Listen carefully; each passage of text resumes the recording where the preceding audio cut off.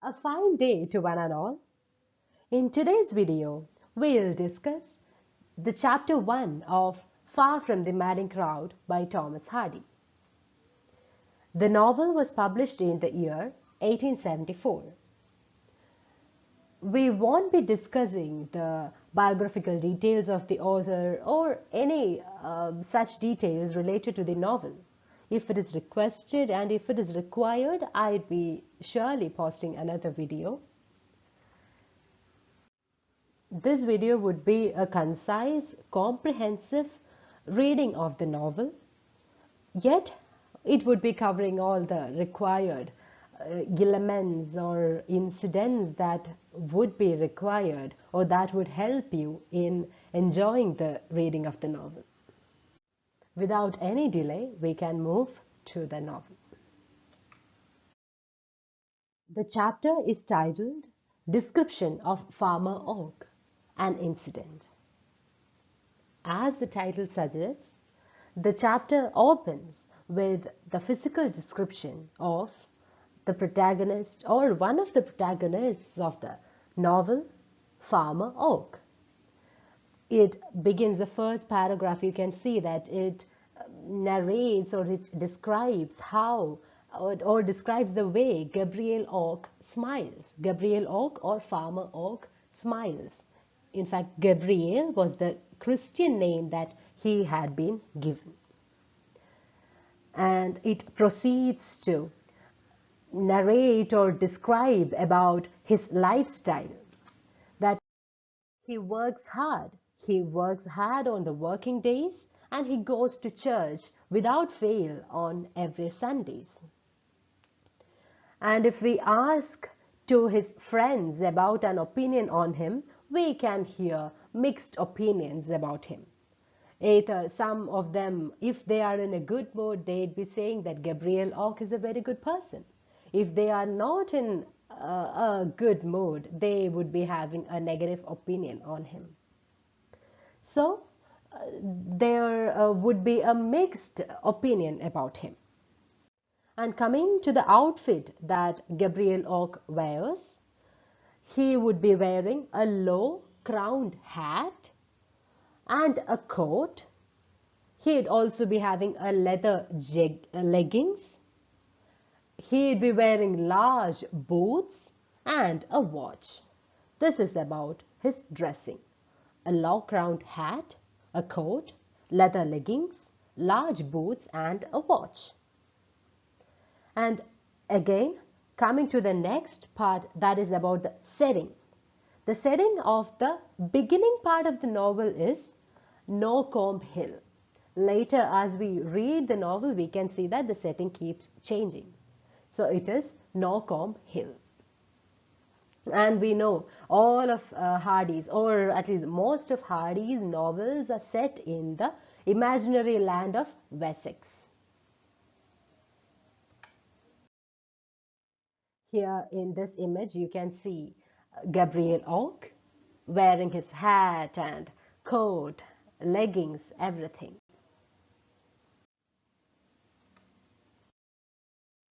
I'd like you to read the following extract from the novel.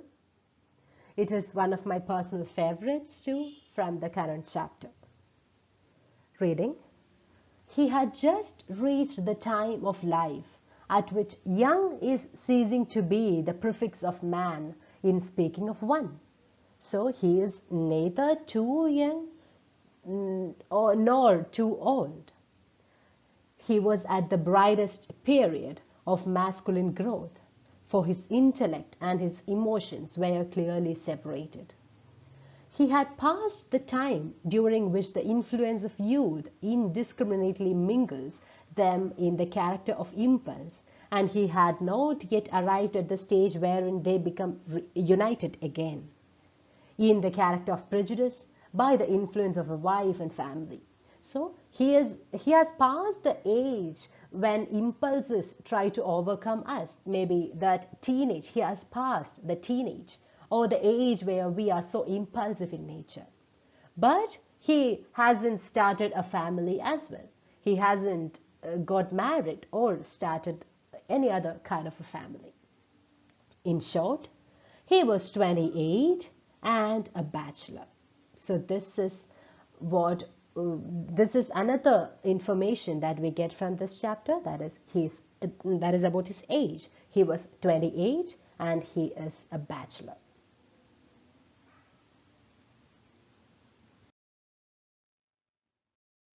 In the title, we have seen the reference to an incident, and we are coming to that incident.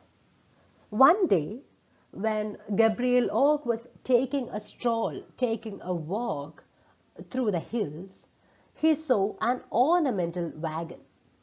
It was drawn by two horses. There was a wagoner, and on the apex of the wagon there was a young, attractive woman.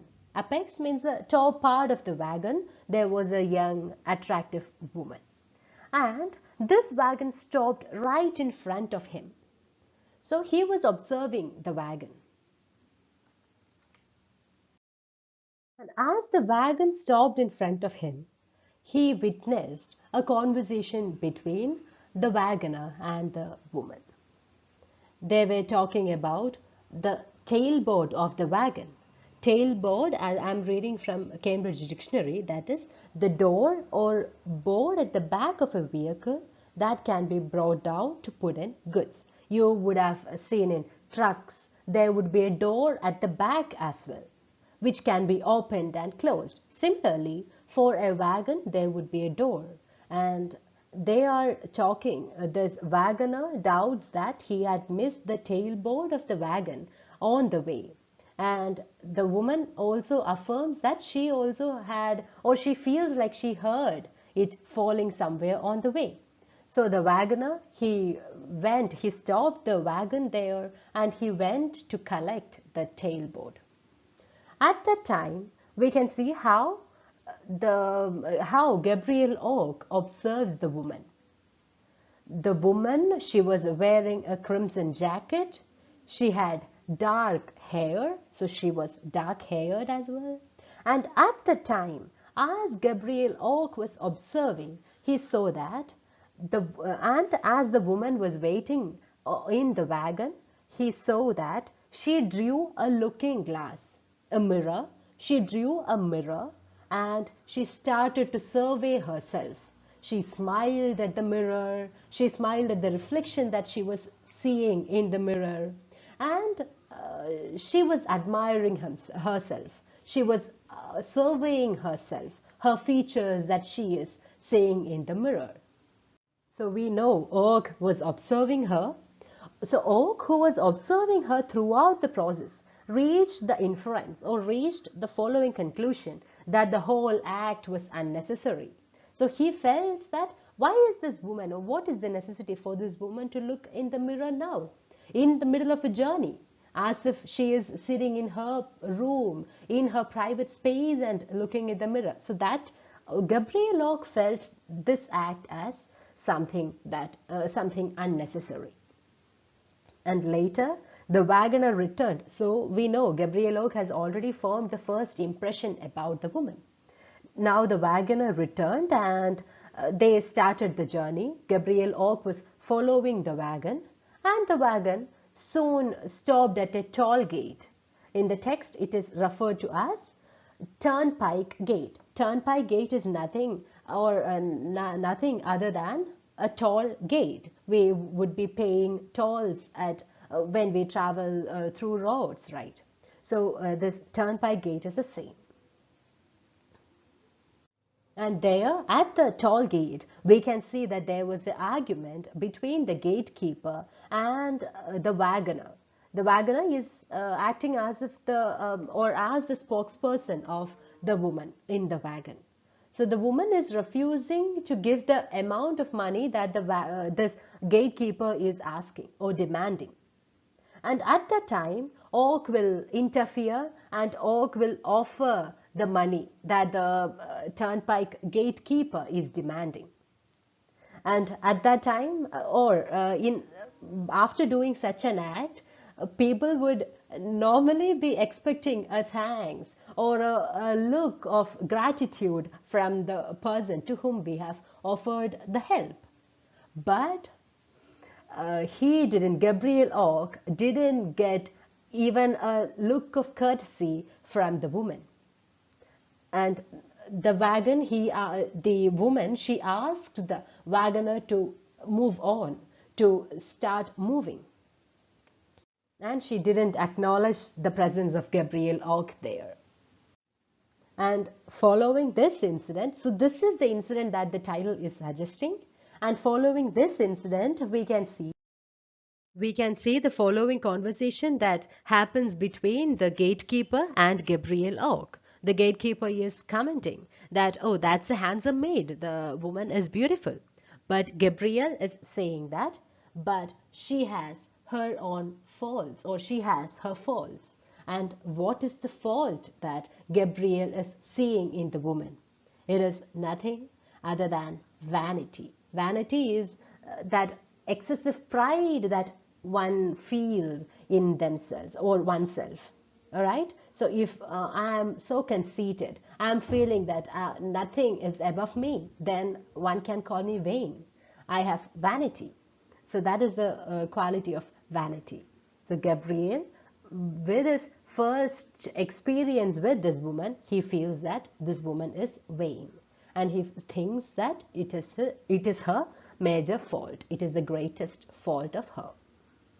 Okay, so this is all about the first chapter of Far from the Madding Crowd. And we have come to the end of the first chapter. If you have any suggestions and any doubts regarding the chapter and the video, feel free to comment.